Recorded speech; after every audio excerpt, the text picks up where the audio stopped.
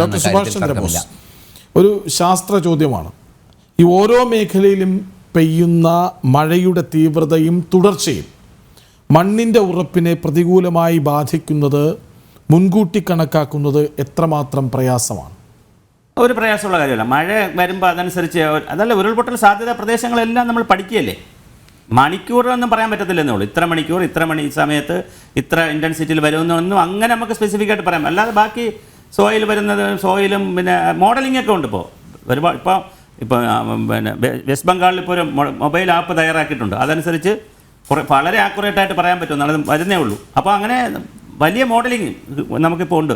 Soil മഴ, എത്ര മഴ വന്നാൽ എത്ര ഉണ്ടാവും, അങ്ങനെയല്ലേ ലോകരാജ്യങ്ങളൊക്കെ മാറുന്നത്.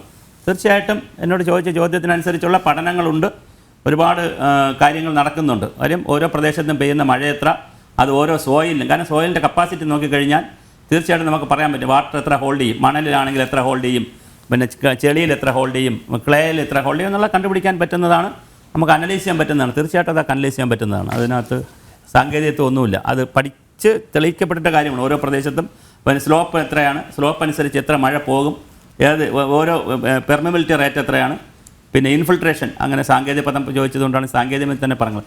ഇൻഫിൽട്രേഷൻ റേറ്റ് എത്രയാണ്, പിന്നെ പെനിട്രേഷൻ, അതായത് പിന്നെ സോയിലിൻ്റെ പെനിട്രേറ്റ് ചെയ്യുന്നതിൻ്റെ ടൈം എത്രയാണ്, ടൈം ഓഫ് കോൺസെൻട്രേഷൻ, ഇപ്പോൾ ഫ്ലഡ് ഉണ്ടാവില്ല എന്നൊക്കെ അറിയുന്നത് എങ്ങനെയാണ്, ടൈം ഓഫ് കോൺസെൻട്രേഷൻ, പിന്നെ നമ്മുടെ വാട്ടറിൻ്റെ വെലോസിറ്റി, ഇതെല്ലാം നോക്കിയിട്ടാണ് പിന്നെ ഫ്ലോയുടെ ഇത് വെച്ച് നമുക്ക് പറയാൻ പറ്റും. അങ്ങനെ പറയാൻ പറ്റും. തീർച്ചയായിട്ടും ഒരുപാട് മോഡലിംഗ് ഉണ്ട്, കൃത്യമായിട്ട് നമുക്ക് പറയാൻ പറ്റും. പക്ഷേ ഇതിൻ്റെ പ്രശ്നം കൃഷ്ണരാജ് ജി, ഇതിൻ്റെ പ്രശ്നം എന്ന് പറഞ്ഞാൽ ഇതെല്ലാം എവിടെ ഇരിക്കുകയാണ്? യൂണിവേഴ്സിറ്റികളിലും ശാസ്ത്ര സാങ്കേതിക സ്ഥാപനങ്ങളിലും റിപ്പോർട്ടുകളിലും ഇരിക്കുകയാണ്.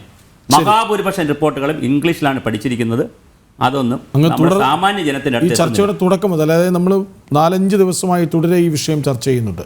ഈ ദിവസങ്ങളിലെല്ലാം അങ്ങ് പറഞ്ഞ ഒരു പ്രധാനപ്പെട്ട കാര്യം അതാണ്, മനുഷ്യർക്ക്, സാധാരണ മലയാളിക്ക് വായിക്കാൻ പറ്റുന്ന തരത്തിൽ കൂടി ഈ റിപ്പോർട്ടുകൾ. ഞാൻ ഒരു കാര്യം ഒരു സെക്കൻഡ് നാടി ചെയ്തോട്ടെ. ജനുവരി ആകുമ്പോൾ എല്ലാ ജനുവരിയിലും സയൻസ് കോൺഗ്രസ് നടക്കും.